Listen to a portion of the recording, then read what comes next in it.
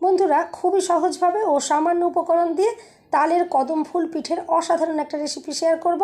পিঠেগুলো দেখে বোঝার কোনো উপায় নেই গাছের রিয়েল কদম ফুল না পিঠে। ঝটপট বানিয়ে নিতে পারবেন, খেতেও খুবই টেস্টি হয়, বাড়ির প্রত্যেকের এটা খুবই পছন্দ হবে। আর দেখুন পিঠেগুলো কি অপূর্ব ও লোভনীয় লাগছে। সম্পূর্ণ ভিডিওটা দেখতে থাকুন। রেসিপিটা ভালো লাগলে লাইক, শেয়ার, কমেন্ট ও সাবস্ক্রাইব করে পাশে থাকবেন। দেখে নেওয়া যাক আমার আজকের রেসিপিটা। নমস্কার বন্ধুরা, আমি পাপড়ি পদ্মাবতী ফুড ক্রিয়েশনে আপনাদের সবাইকে স্বাগত। তালের কদম ফুল পিঠে তৈরি করার জন্য লাগবে পাকা তাল। আমি এখানে একটা পাকা কালো তাল নিয়ে নিয়েছি।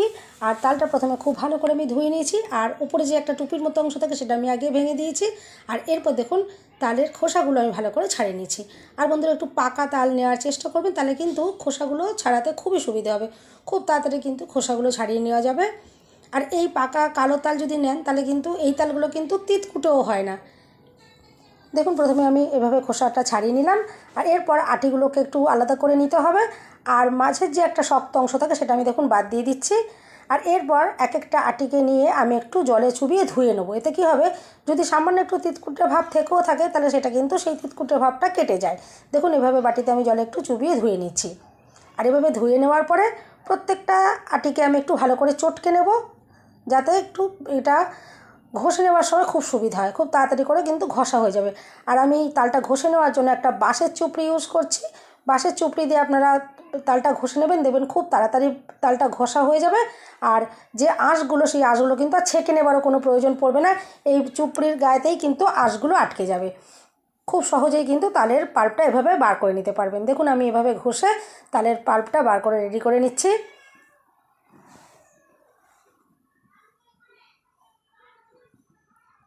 তালের পাল্প দেখুন রেডি করা হয়ে গেছে। আমি এখন একটা বাটির মধ্যে এক বাটি আমি এখানে আতপ চালের গুঁড়ি নিলাম। আপনারা কিন্তু সেদ্ধ চালের গুঁড়ি দিয়েও করতে পারেন, কোনো অসুবিধে নেই। দিয়ে দিচ্ছি আমি স্বাদ মতো নুন। এরপর আমি একটুখানি চামচ দিয়ে নাড়াচাড়া করে নুনটা একটু মিশিয়ে নিই। আর এরপরে আমি এখানে দিয়ে দেব 2 চামচ চিনি। আমি একটু কম পরিমাণে মিষ্টি দিয়ে করছি। আপনারা যদি মিষ্টি পছন্দ একটু বেশি যদি করেন যারা, এখানে আরেকটু মিষ্টিও দিতে পারেন, কোনো অসুবিধে নেই। চিনিটা দেওয়ার পর একটু আমি দেখুন মিশিয়ে নিলাম। আর এরপরে যে তালের পাল্পটা আমি রেডি করেছিলাম, আমি আগের দিন এটা রেডি করে ভালো করে জাল দিয়ে আমি এটা ফ্রিজে রেখে দিয়েছিলাম। আমি এখন 1 ঘন্টা আগে ফ্রিজ থেকে বার করে নিয়েছি, আর এখন এখানে আমি ইউজ করলাম। এভাবে দেখুন তালের পাল্প কিছুটা দিয়ে দিলাম, আর একটা চামচ দিয়ে প্রথম অবস্থা আমি এভাবে একটু মিশিয়ে নিচ্ছি। আর এটা মেখে নেওয়ার জন্য লাগবে ফুটন্ত একদম গরম জল। আমি একটু গরম জল দেখুন ভালো করে ফুটিয়ে নিয়েছি, দেখে বুঝতেই পারছেন টকবক করে একদম ফুটছে। এই জলটা আমি এখন নামিয়ে নিয়েছি। আর এই জলটা দিয়েই কিন্তু মেখে নিতে হবে। আমি অল্প অল্প করে জল দিয়ে এটা একটা ডো রেডি করে নেব। আর এখানে কিন্তু বন্ধুরা বেশি জল লাগবে না, কারণ যেহেতু তালের পাল্প দেওয়া রয়েছে সেই জন্য অল্প জল দিলেই কিন্তু এটা ডোটা রেডি করা হয়ে যাবে। আমি এভাবে অল্প অল্প জল দিয়ে এরপরে কিন্তু হাত দিয়ে খুব ভালো করে আমি এটাকে মেখে নেব। কারণ এখন যেহেতু গরম জল ইউজ করা হচ্ছে হাত দেওয়া যাবে না, সেই জন্য চামচ দিয়ে আমি করলাম। এরপর দেখুন হাত দিয়ে খুব ভালো করে আমি একটা ডো এভাবে করে মেখে নিলাম। আর যেহেতু শুকনো চালের গুঁড়ি সেই জন্য একটু রেস্টে রেখে দিতে হবে। আমি এটা মেখে নেওয়ার পরে 10 থেকে 15 মিনিটের জন্য একটু রেস্টে রেখে দেবো, যাতে চালটা ভালোভাবে জলের সাথে মিশে গিয়ে এটা সেট হয়ে যায়।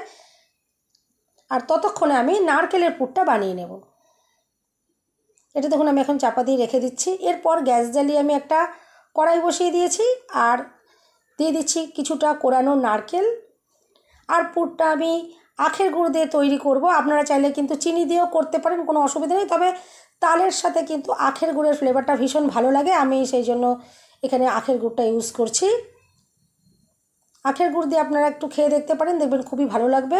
এরপর আমি এখানে একটু সামান্য পরিমাণে জল দিয়ে দিলাম। আর এরপর দেখুন নাড়াচাড়া করে একটা পুর রেডি করে নিতে হবে। এভাবে নাড়াচাড়া করতে থাকলে দেখবেন আস্তে আস্তে সুন্দরভাবে গুড়টা নারকেলের সাথে মিশে যাবে আর একটা পুর রেডি হয়ে যাবে।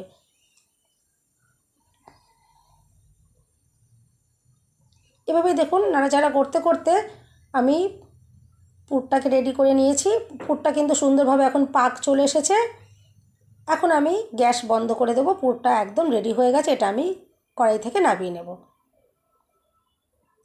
এরপর দেখুন 15 মিনিটও হয়ে গেছে, আর মাখাটা কিন্তু আগের থেকে অনেকটা ভালোভাবে সেটও হয়ে গেছে। আর এরপর আমি দেখুন আগে আমি আধ ঘন্টা আগে আমি এই চালটা একটু ভিজিয়ে রেখেছিলাম। এটা এখানে যে বাসমতি চাল হয় সেই চালটা আমি ভিজিয়ে রেখেছিলাম 30 মিনিট আগে। আর এরপর আমি এটা জলটা একটু ঝরতে দিয়ে রেখে দিলাম ছাঁকনিতে। এখন পিঠেগুলো তৈরি করে নিতে হবে। দেখুন আমি এখানে কিছুটা অংশ এরকম হাতে নিয়ে নিচ্ছি, একটু গোল পাকিয়ে এভাবে নিচ্ছি। আর এভাবে গোল করে নেওয়ার পরে হাতে দেখুন এভাবে করে একটু বাটির মতো করে তৈরি করে নিতে হবে। দেখুন আমি এভাবে বাটির মতো করে রেডি করে নিচ্ছি। আর যে নারকেলের পুরটা আমি রেডি করলাম সেই পুরটা দেখুন বাটির মধ্যে এখন এভাবে দিয়ে দিচ্ছি। আর পুরটা একটু বেশি করে দেবেন, দেখবেন তাহলে পিঠেটা কিন্তু খেতে খুবই সুন্দর লাগবে। আর এরপর বাটির মুখটা এভাবে দেখুন বন্ধ করে দিচ্ছি, দিয়ে আবারও গোল পাকিয়ে নিতে হবে। একদম দেখুন গোল করে রেডি করে নিচ্ছি, কারণ কদম ফুলগুলো দেখবেন একদম সুন্দর নিটোল গোল হয়, ঠিক এরকম গোল করে একদম রেডি করে নিতে হবে। দেখুন একটা পিঠে রেডি হয়ে গেল। এভাবে করেই আমি সমস্ত পিঠেগুলো দেখুন পুর ভরে রেডি করে নিয়েছি প্রথমে। আর এরপরে যে চালটা আমি জল ঝরতে দিয়ে রেখেছিলাম সেই চালটা একটা প্লেটের ভেতরে এভাবে নিয়ে নিলাম। এখন কিন্তু এটা সুন্দরভাবে জলটা ঝরে গেছে। আর আপনারা কিন্তু এরকম বাসমতি চাল দিয়ে করার চেষ্টা করবেন। এই চালগুলো যেহেতু লম্বা লম্বা হয়, কদম ফুলগুলো কিন্তু সুন্দর দেখতে হবে। আর এরপর দেখুন একটা পিঠে এভাবে নিয়ে আমি এই চালের ভেতর দিয়ে এভাবে দেখুন একটু গড়িয়ে দিচ্ছি। আর তাতে কিন্তু দেখবেন চালগুলো গায়ে সুন্দরভাবে আটকে যাবে। এভাবে দেখুন সুন্দরভাবে আটকে গেছে চালগুলো। এইভাবে করেই আমি রেডি করে নেব। আমি আরও একটা দেখিয়ে দিচ্ছি। আমি দেখুন আরও একটা পিঠে নিয়ে নিলাম, আর এভাবে চালের ভেতরে এভাবে করে একটু মাখিয়ে দিচ্ছি। দেখুন চালগুলো সুন্দরভাবে গায়ে আটকে যাচ্ছে। আর এরপরে আমি একটা ঝাঁঝরি থালা নিয়ে নেব। আর থালার ভেতরে কিন্তু অবশ্যই একটু সাদা তেল এভাবে মাখিয়ে দিতে হবে, যাতে পিঠেগুলো যখন তৈরি হয়ে যাবে এখান থেকে খুব ইজিলি তুলে নেওয়া যায়। আর এরপর দেখুন রেডি করা পিঠেগুলো আমি একে একে এইভাবে থালায় বসিয়ে দিচ্ছি। আর বন্ধুরা, সামনেই জন্মাষ্টমী আসছে, আপনারা কিন্তু এভাবে কদম ফুল পিঠে বানিয়ে ভগবান শ্রীকৃষ্ণকে ভোগে দিতে পারেন, কারণ ভগবান শ্রীকৃষ্ণর কিন্তু কদম ফুল খুবই পছন্দের। এভাবে যদি তাল দিয়ে কদম ফুলের পিঠে বানিয়ে দেন, আমার মনে হয় খুবই ভালো লাগবে। চাইলে কিন্তু এভাবে করে আপনারা দিতে পারেন। দেখুন সব পিঠেগুলো আমি এভাবে দেখুন থালার ভেতরে বসিয়ে দিলাম। আর এরপরে কিছুটা জল আমি এভাবে একটা জায়গাতে ভালো করে ফুটিয়ে নিয়েছি। আর এখন এই ঝাঁঝরি থালাটা আমি এইভাবে ওই ফুটন্ত জলের ওপর এভাবে বসিয়ে দিলাম, আর একটা ওপর থেকে ভালো করে চাপা দিয়ে দিচ্ছি। আর গ্যাসের ফ্লেম হাইতে রেখেই আমি 10 মিনিট এভাবে ভাপিয়ে নেব। 10 মিনিট এগুলো পিঠে কিন্তু একদম রেডি হয়ে যাবে। দেখুন কত সুন্দরভাবে কদম ফুল পিঠেগুলো তৈরি হয়ে গেছে। বন্ধুরা, রেসিপিটা যদি ভালো লাগে অবশ্যই কিন্তু একটা লাইক দিতে ভুলবেন না। চ্যানেলটা সাবস্ক্রাইব করে আমার পাশে থাকার অনুরোধ রইল। বেল বাটনটা ক্লিক করে রাখবেন, যাতে আমি যখনই নতুন ভিডিও আপলোড করব সঙ্গে সঙ্গে নোটিফিকেশান সবার আগে আপনি পেয়ে যাবেন। দেখুন এখন এগুলো ঠান্ডা করে আমি প্লেটে সাজিয়ে নিয়েছি, আর এখান থেকে আমি আপনাদেরকে ভেঙে দেখাবো। দেখবেন ভেতর থেকেও পিঠেটা কতটা যে দুর্দান্তভাবে তৈরি হয়েছে। যেমন সুন্দর দেখতে হয়েছে তেমনি কিন্তু খেতেও কিন্তু খুবই অসাধারণ লাগবে। অবশ্যই আপনারা বাড়িতে এভাবে একবার করে ট্রাই করে অন্তত দেখতে পারেন, দেখবেন আপনাদেরও ভীষণ পছন্দ হবে। বাড়ির ছোটো থেকে বড় প্রত্যেকের ভীষণ এটা পছন্দ হবে। দেখুন মনে হচ্ছে একদম গাছের কদম ফুল, একদম অরিজিনাল কদম ফুলের মতনই একদম দেখতে লাগছে। দেখে কিন্তু কোনো বোঝার উপায় নেই যে এটা পিঠে। আর দেখুন ভেতরটা কতটা দুর্দান্তভাবে তৈরি হয়েছে। বন্ধুরা, একটা লাইক দিতে কিন্তু একদম ভুলবেন না। সবাই সুস্থ থাকবেন, ভালো থাকবেন। দেখা হবে নেক্সট ভিডিওতে। ভিডিওটা শেষ পর্যন্ত দেখার জন্য সবাইকে রইল অসংখ্য অসংখ্য ধন্যবাদ।